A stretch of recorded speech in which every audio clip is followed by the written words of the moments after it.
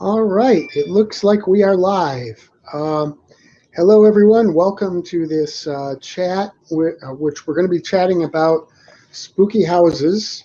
I'm terrible at getting the way these things work, but they're spooky houses.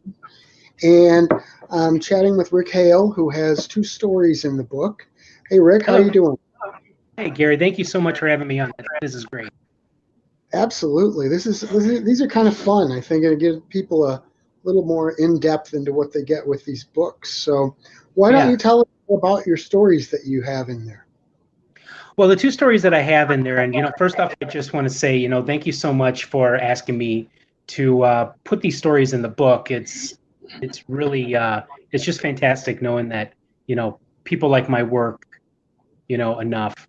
But the two stories that I have in there are one, the Shaver Allen House in Joliet, Illinois, which is sort of one of the lesser known haunted places in the Chicagoland area, where there's dozens of places that have haunting history to them, and so this was built by Frank Shaver Allen back in the I believe it was the early 1900s, and he built it in his signature style, which is the Richardsonian Romanesque.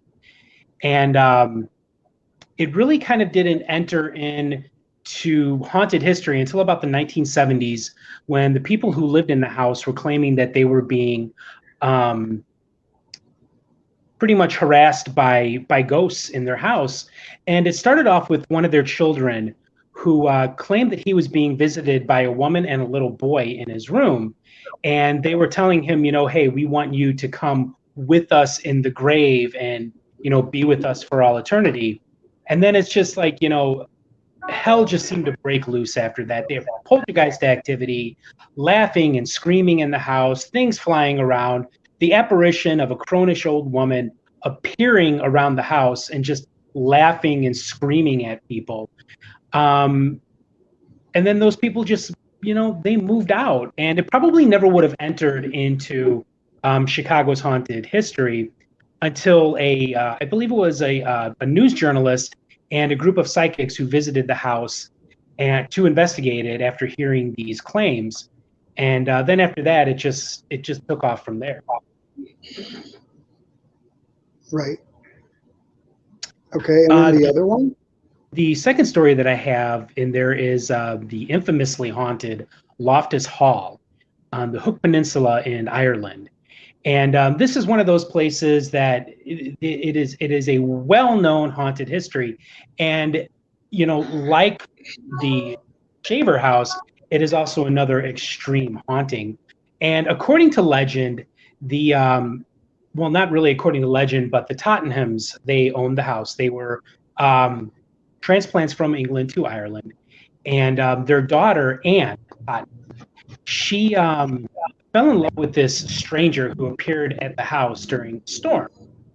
And one night, while her and the stranger and her friends were all sitting around playing cards, somebody dropped a card, and she looked under the table to get the card and noticed that her lover's legs were not the legs of a human, but rather that of a demon. And she basically just watched as he, some people say that he shot off through the roof. Others say that he shot off through a window into the night. And because of this situation, Anne had completely lost her mind. Um, some people also say that she was actually possessed by this demon. And ever since that time, people have been seeing her ghost, and they say that the ghost is completely insane. And there's even a famous picture that was taken um, in the earlier in the 2000s that claimed to show this ghost of Anne Tottenham standing in a doorway. So these two hauntings are, what some in psychical research or ghost hunting, paranormal investigation, whatever you choose to call it, would call extreme hauntings, because the activity is so frightening that it frightens pretty much everybody away. Wow. Now, you haven't been to either of those places, right? I have not. I've never been to Ireland. Hopefully one day I will rectify that. But no, I've never been to the Shaver Allen house. Yeah, Yeah, I think in that's Kodiak. actually somebody owns that house now, I think, and lives there, if I remember right. I think I They did do. some research on it when I saw your story. And I think somebody bought it and lives there now or something. Are they using it for an office? I don't remember, but I remember I think it's in use, so it's probably private property. Probably can't go there without permission anyway. But you do go to places, to spooky haunted places, right? Well, I do. I did. I've not really been an active paranormal investigator. I mean, you know this, but some of your witnesses, but some of your viewers may not know this. About 5 years ago, I was diagnosed with cancer, and as a result, I lost my leg. And so, I mean, yes, I walk with a prosthetic leg now and all that, but it's been a little bit difficult trying to get back into the game because here here in the Chicagoland area, I could probably go out on my front doorstep, throw a rock, and hit about 10 or 15 different paranormal investigation groups. So it's a little bit difficult to get back in. But before that happened, I specialized in private residences and did that probably since 1991. I've been investigating people's homes, either by myself or with small groups. But probably I was most active doing it when I was with the McHenry County Paranormal Research Group, back about 10 years ago. But yeah, I mean, hopefully, I'm hoping that after the pandemic is over, because that's another thing that has really caused me not want to go into people's homes. Right. But maybe when this is all over, I'll be able to get back out there into the psychical research realm. Right. And you've got what, two books out? I have three, Three. actually. The first book is called The Geek's Guide to the Strange and Unusual, Poltergeist, Ghosts, and Demons.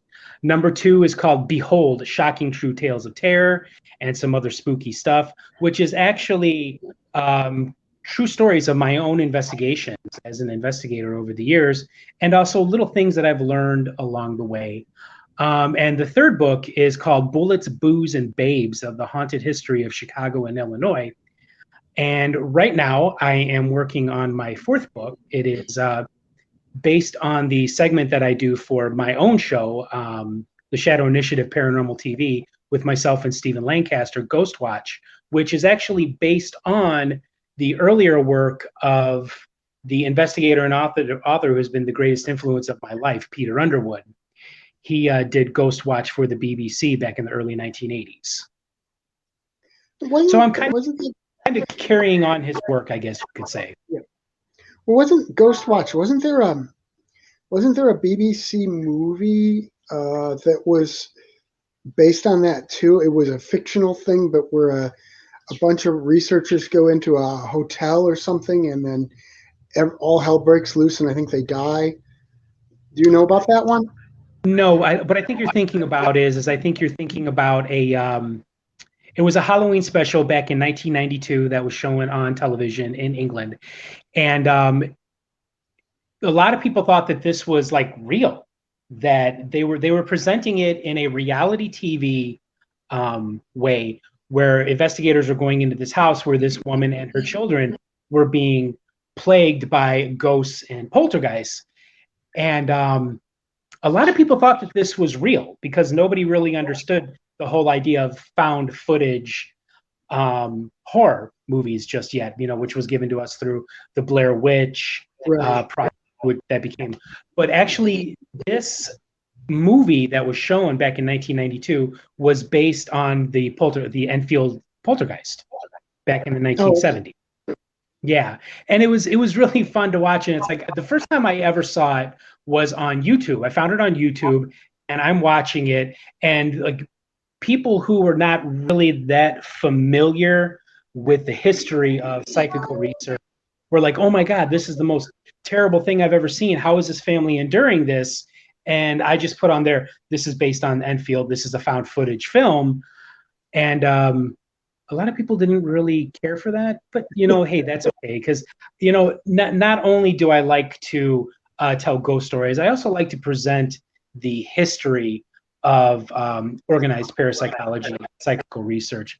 I think that's very important for people to understand where it is that we come from, and that this did not just start with a couple of plumbers from Rhode Island and a wedding in Las Vegas. This goes back much further in time. Now, I'm just glad you knew what I was talking about with that movie, because I've only read about it. I've never seen it. I've wanted to see it. I think the title of it seems to me, is something like Ghost Watch or something like that. It is Ghost Watch. It is Ghost Watch. It is Ghost Watch, yeah. But what I do with my segment on my show, the Shadow Initiative Paranormal Television, that's actually based on the work of Peter Underwood. And right before I started doing that show and during that segment, I actually got the official thumbs up from the Underwood family to do the segment. So that really meant a lot to me. Yeah, that's awesome. That's a really great thing. So that was the other thing. Is there anything more you'd like to say about your show? Because I was going to bring that up too. Yes, we are about it. Yeah, well, it's funny too, because I used to do radio shows when I was the co-host of Paranormal Underground Radio, and then I did my own show called Common Sense Paranormal Radio. Now, Paranormal Underground Radio was part of Paranormal Underground Magazine, which was where I got my start as a writer. And we were one of the first paranormal podcasts. I think it was like 5, maybe 10 paranormal podcasts that were going on right at that time. So we were kind of like, trailblazers at that time. And it kind of went by the wayside, me wanting to do any kind of radio. 5 or 6 years between that and what I'm doing now. And my friend and colleague, Stephen Lancaster, he sent me a message one day. He's like, hey, I want to start this video podcast. Would you like to be my co-host? And I was like, yeah, absolutely. Stephen's a great guy. I've known him for years. And, so I felt that it was a real privilege to be able to work with him on the show. And we came up with the Shadow Initiative Paranormal TV. And, we talk about various topics. I do my segment, Ghost Watch. He does his segment called Creature of the Week. And, we have guests. And we are just now starting to put together the first episode of the second season, which is going to be airing on YouTube at the Label 13 YouTube page, as well as other places, September 3rd. So really, really looking forward to that. And if anybody wants to check out the first season, you can check it out at the YouTube channel Label 13. Just look up playlists and you'll find Shadow Initiative Paranormal TV. It's a great show. Stephen and I, we have a really good time. We have a tendency to really rip on each other a lot on the show, which makes it fun for some, for us. And, a lot of our viewers really seem to like that camaraderie that he and I have. Great. Yeah, I hope everybody checks it out, because it's good. It's good stuff. Is there something else you'd like to chat about, or? Just check out the show, the Shadow Initiative Paranormal TV. Check out my books, and the Geek's Guide to the Strange and Unusual, Poltergeist, Ghosts, and Demons. Behold, Shocking True Tales of Terror and Some Other Spooky Stuff, and Bullets, Booze, and Babes, The Haunted History of Chicago and Illinois. And also, too, you can find articles that I've written at paranormalstudy.com, spookyisles.com, legendsmagazines.com. You know what? Just Google my name, Rick Hale Paranormal, and you'll find all it is that you're looking for. Great. And then I guess I should plug the book again. So Spooky Houses, yes. You can get it with those 2 stories from Rick and a lot of other great stuff in there. And you can get that at lulu.com/spotlight/strange sound. It's not available on Amazon, not going to be, because I've gotten kind of fed up with giving Jeff Bezos money. And if you distribute to Amazon, they take a bigger cut than the writers and actually get. And I just decided to keep the price a little lower and get Jeff Bezos out of there. So he's got enough trips to space planned. Yeah, you know, he's using all that awesome money right now to travel into outer space and Exactly. So, yep. all Hopefully right. the Well, Klingon. fun chatting, my friend, and we will talk soon. All right. Thanks, Gary. Have a good one. You too. Bye. Spooky Ventures is the home for spooky content and spooky merchandise on the web. Check it out today at spookyventures.com. And remember, always keep it spooky.